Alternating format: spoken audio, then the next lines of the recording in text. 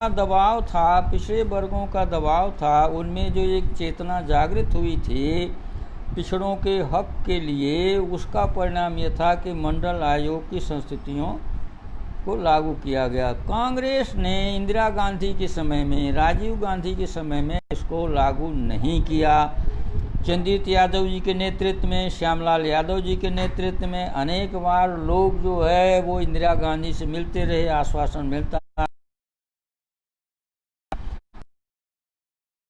राजीव गांधी ने तो 7 घंटे तक, जब बीपी सिंह ने इसको 7 घंटे तक लगातार भाषण दिया।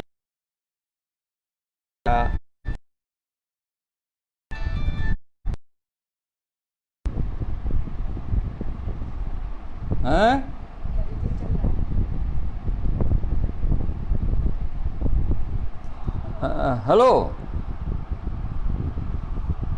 जरा जोर से बोलिए।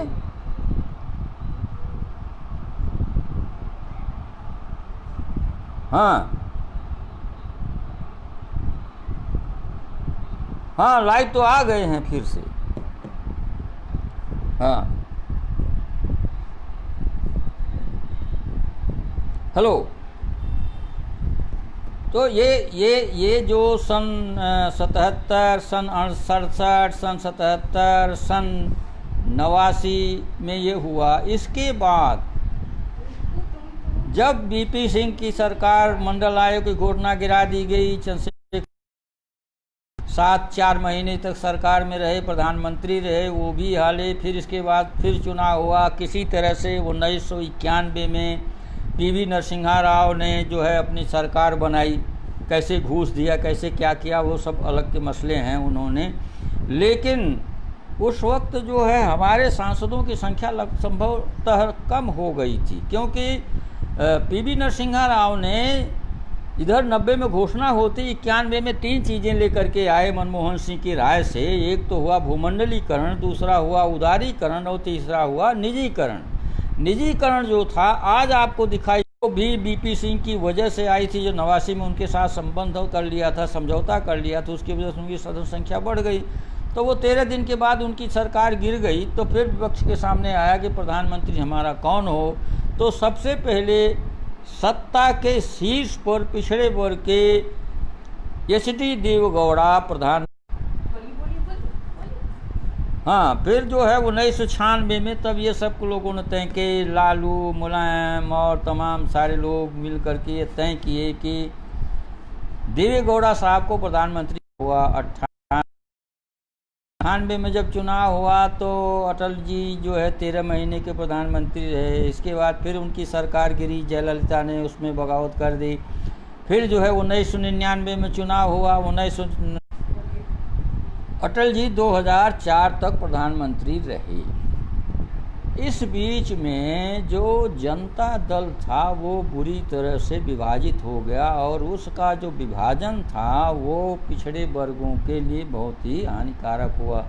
जनता दल क्या हुआ, देवेगौड़ा जी ने जनता दल यश बना लिया, लालू जी ने राष्ट्रीय जनता दल बना लिया, बीजू पटनायक ने बीजू जनता दल बना लिया, बीजेडी, और मुलायम सिंह ने समाजवादी पार्टी बना लिया।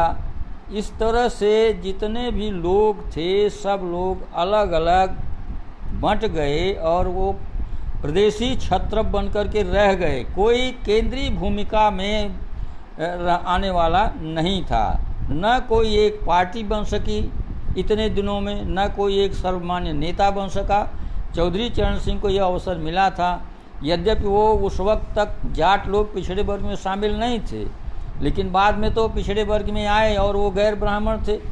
तो इसलिए जो है वो चौधरी साहब के बाद कोई ऐसा नेतृत्व तो नहीं उभर करके आया जो पिछड़ों के बीच से आता और वो राष्ट्रीय स्तर का नेता बनता।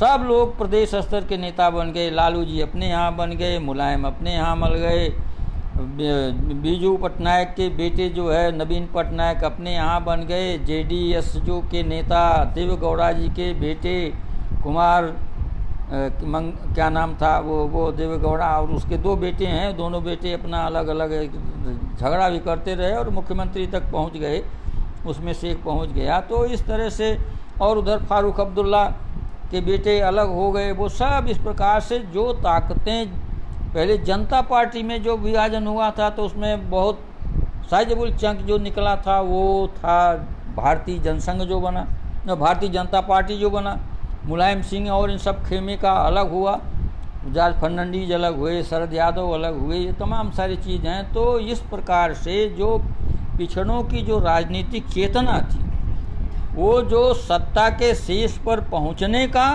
या सत्ता को नियंत्रित करने का जो एक भाव था, वो पिछड़ों में चाह करके भी नहीं बन पाया, क्योंकि वही बात है कि कोई एक सर्वमान्य नेता नहीं है, कोई एक सर्वमान्य विचार नहीं है, एक दूसरे को कोई मानने को तैयार नहीं है कि हम इसके नेतृत्व में चलेंगे। और दूसरी कि आज की स्थिति भी यही है कि पिछड़ों में कोई एक ऐसा व्यक्ति नहीं है जो समस्त भारत की जनता जो है, चाहे वो ओबीसी हो, चाहे वो एससी हो, चाहे वो एसटी हो या पसमानदा हो, उनकी आकांक्षाओं का प्रतिनिधित्व करता हो। और जब तक ये नहीं होगा तब तक हम राजनीतिक रूप से जागरूक हो करके भी सत्ता के शीर्ष पर या सत्ता को नियंत्रित करने में सक्षम नहीं होंगे। उत्तर प्रदेश में 77 में राम नरेश जी चीफ मिनिस्टर हुए, इसके बाद जो है मुलायम सिंह हुए 89 में, फिर हुए, इसके बाद जो है मायावती हुई, फिर मुलायम सिंह हुए, फिर अखिलेश हुए, लेकिन इन लोगों ने व्यवस्था परिवर्तन का कोई काम नहीं किया। शिक्षा के क्षेत्र में, पाठ्यक्रम को बदलने में और धार्मिक मान्यताओं के बारे में, इन सब चीज़ों के बारे में जो राष्ट्रीय संपदा है, प्रदेश की जो संपदा है, उसमें उसके समान वितरण पर, समान शिक्षा पर, इन सब चीज़ों के बारे में कोई काम नहीं किया। डॉक्टर लोहिया के शिष्य होकर के भी मुलायम सिंह ने कभी भी समान शिक्षा के लिए कोई योजना नहीं बनाई। खाली जो है वो खेतिहरों के लिए कि वो बीहड़ की ज़मीन पर जा कर के वहाँ पर जो है भूमि सेना बनाएंगे, ये करेंगे, वो करेंगे, यही सब करते रहे। लेकिन जो बुनियादी परिवर्तन की चीज़ें यहाँ पर भी नहीं हुई।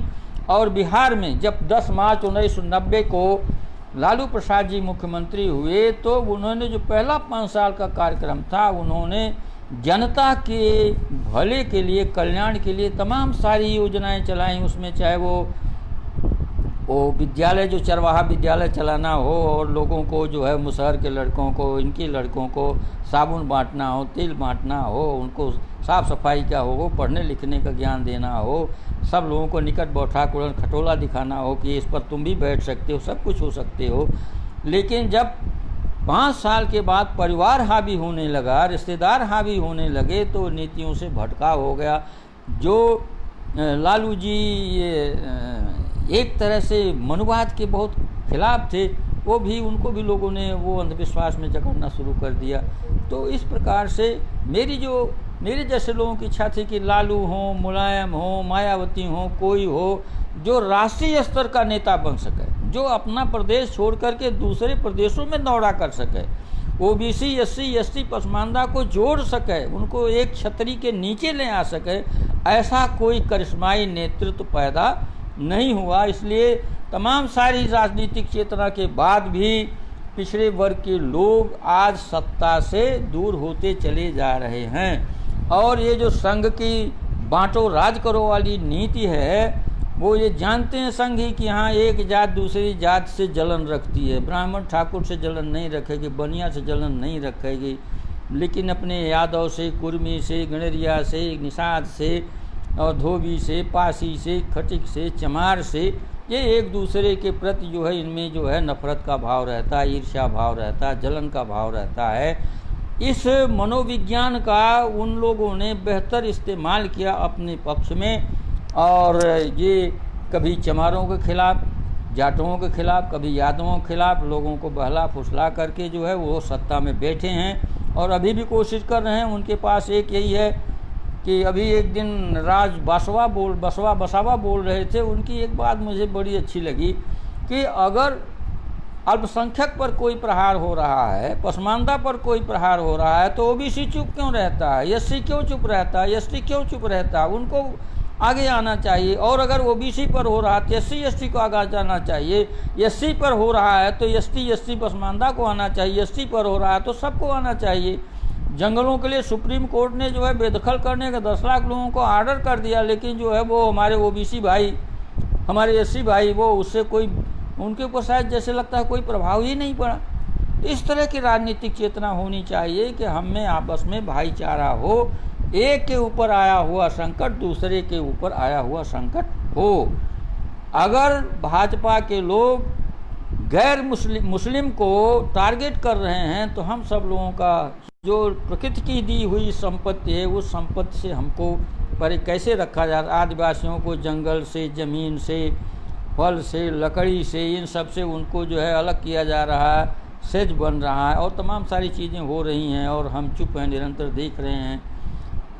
जहाँ तक आरक्षण का मित्रों, मैंने समय तो ले लिया, करीब 55 मिनट का समय ले लिया और मैं भटकते हुए आपको बातें बता रहा हूँ। एक क्रमबद्ध तरीके से मैं आपके सामने बातें नहीं रख रहा हूँ। मैं बहुत सारे आंदोलनों में चूँकि शामिल रहा हूँ एक छोटे कार्यकर्ता के रूप में और लोगों के संपर्क में रहा हूँ, तो इसलिए मेरी स्मृतियाँ जैसे जैसे आती जाती हैं, अधिकार चाहे शैक्षिक हों, अधिकार चाहे सामाजिक हों, अधिकार चाहे धार्मिक हों, जिस भी तरह के अधिकार हों, सांस्कृतिक हों, संपत्ति में हमारी भागीदारी हो, उत्पादन में हमारी भागीदारी हो, उत्पादन के साधनों में हमारी भागीदारी हो, जल जंगल ज़मीन में प्रकृति की जो देन है उसमें हमारी भागीदारी हो। मित्रों, मैं अब समझता हूँ कि मुझे इसको ख़त्म करना चाहिए। मैं देखिए, आज़ादी के पहले भी राजनीतिक चेतना की कमी नहीं थी, क्योंकि जस्टिस पार्टी ने 1920 से लेकर के, मैंने पहले आपको बताया कि 37 तक 4 बार जो है अपनी सरकार बनाई, तो एक राजनीतिक चेतना थी और कम्युनल अवार्ड को उन्होंने लागू कराया। इस तरह से जैसे मुस्लिमों के लिए अलग से वो था, उस तरह से अपने लिए उन्होंने मांग की। ये सब राजनीतिक चेतना का ही परिणाम था। बिहार का मैंने उदाहरण दिया, उत्तर प्रदेश का मैंने उदाहरण दिया। इसी तरह से महाराष्ट्र का सौभाग्य ये है कि महाराष्ट्र में 1827 में फुले जी आए, उनका जन्म हुआ। महाराष्ट्र में छत्रपति साहू जी महाराज 1876 में आए। उन्होंने आरक्षण की बुनियाद डाली 50%। उसके बाद मैसूर के राजा कृष्ण चतुर्थ वाडियार ने अपने राज्य में 75% आरक्षण लागू किया गैर ब्राह्मणों के लिए। तो ये चेतना ही थी, एक तरह की चेतना थी। और दोनों ही राजा जो है, आज की दृष्टि से अगर बात करें तो दोनों ही पिछड़े वर्ग के राजा थे। छत्रपति साहू जी महाराज भी और कृष्ण चतुर्थ वाडियार भी यादव वंश के राजा थे। तो इस प्रकार से चेतना तो थी, लेकिन आज की परिस्थिति में जो सबसे आवश्यक है कि हमारे ऊपर 15% के लोग राज कर रहे हैं और हम उनको डिसलॉज करने की स्थिति में नहीं हैं। इसलिए नहीं है कि वे लोग अल्पसंख्यक होकर के भी, अल्पमत में होकर भी वो यूनाइटेड हैं और हम लोग बहुमत में होकर के भी डिवाइडेड हैं। तो united they stand, divided we fall. ये इन नटशेल हमारी ये कहानी है। तो इस राजनीतिक चेतना के बिना संभव नहीं है। और इसके पीछे कारण जो है, सिन्हा जी हमसे चर्चा में पहले ही कह रहे थे कि कारण क्या है। कारण यह है, आपको मेरे सामने एक तमिलनाडु का उदाहरण है। 1944 में पेरियार ने चुनाव की राजनीति से संन्यास ले लिया कि हम चुनाव नहीं लड़ेंगे। उन्होंने केवल और केवल माइंडसेट को चेंज करने वाली नीति अपनाई, सेल्फ रिस्पेक्ट मूवमेंट चलाया और उनके रास्ते में न तो गॉड आया, न तो शास्त्र आए, न तो ब्राह्मण का सम्मान आया। और उन्होंने कहा कि अगर जीतना चाहते हो तो इन तीनों चीज़ों का परित्याग कर दो। तो जिस जनता के बीच में, जिस राज्य में, जिस जिले में, तहसील में यह बात लोगों के दिमाग में बैठ जाएगी कि हमारे ऊपर जो अन्याय हो रहा है, हमारा जो शोषण हो रहा है, हमारा जो भेदभाव हो रहा है, हमको जो प्रतिनिधित्व नहीं मिल रहा है भिन्न भिन्न जगहों पर, उसके पीछे जो हमारी ईश्वर भक्ति है, हमारी जो शास्त्र भक्ति है, हमारी जो ब्राह्मण भक्ति है, वही जिम्मेदार है। जब तक हम इसको छोड़ेंगे नहीं, जब तक हमारे अंदर ये चेतना नहीं आएगी, तब तक हमारी राजनीतिक चेतना फलीभूत नहीं होगी।